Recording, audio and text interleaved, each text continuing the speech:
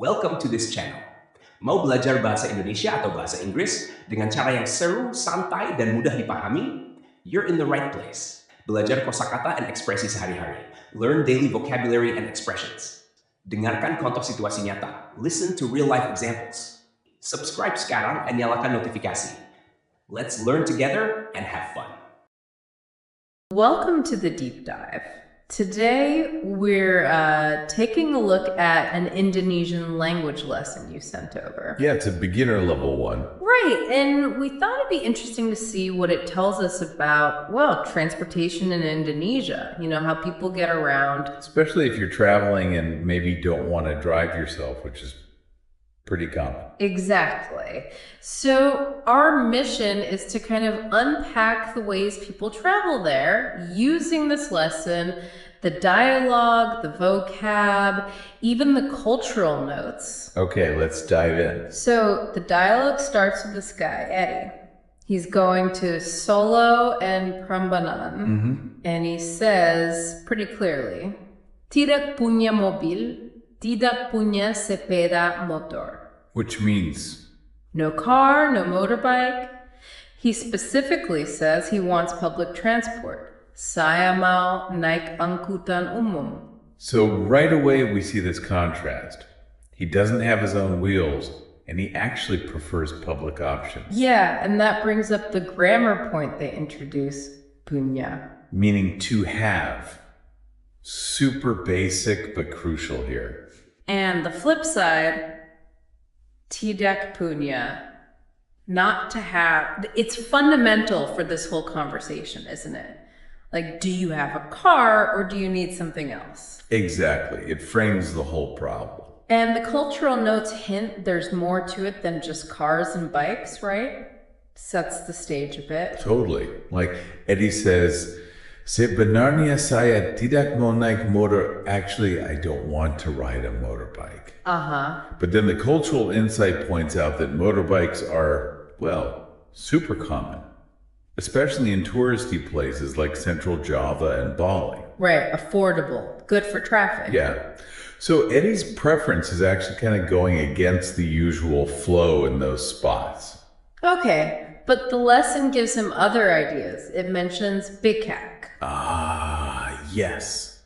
The pedicab. Exactly. Like a covered tricycle where the passenger sits in front. That's the one. Very specific to places like Central Java, apparently. A really unique local way to travel. So that's one alternative. And there's another one mentioned, coal. Or minibuses. Think small vans on like semi-fixed routes. They mention these are popular in some areas too. Okay, so it's not just bikes or walking. You've got becaks, you've got coal. It paints a picture of a more varied local transport scene than maybe just car or bus. But then there's a catch, isn't there, regarding the public transport Eddie wants. Right. The cultural notes sort of temper expectations. They say widespread public transport. It's mainly a big city thing, like Jakarta. So for Solo and Prambanan, where Eddie's going? Well, it might not be as comprehensive or easy to navigate as, say, the system in Jakarta. That context is important for someone making plans like him. It definitely adds a layer of planning needed. You can't just assume it'll be everywhere. Precisely. How available is that angkutan umum he wants? The lesson does give us some useful bits, though. Like, apa mau naik bis? Do you want to get on a bus? So buses are an option, at least sometimes or somewhere. And the basic words? Angkutan for transport generally, naik for getting on, mobile, sepeda motor, useful building blocks. And it all circles back to that grammar point again. Tidak. The negation.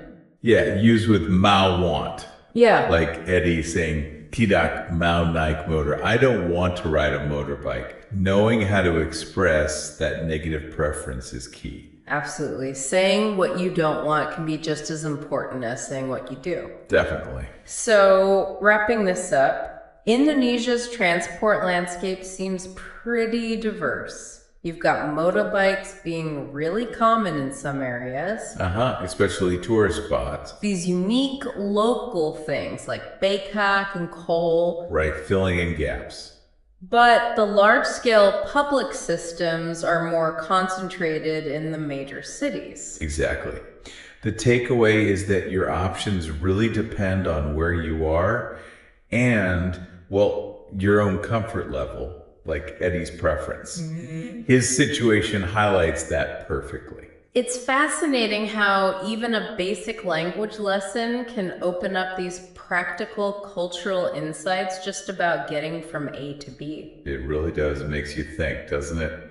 Considering all that variety, what transport method would feel the most, I don't know, surprising or just interesting to try in Indonesia? Yeah.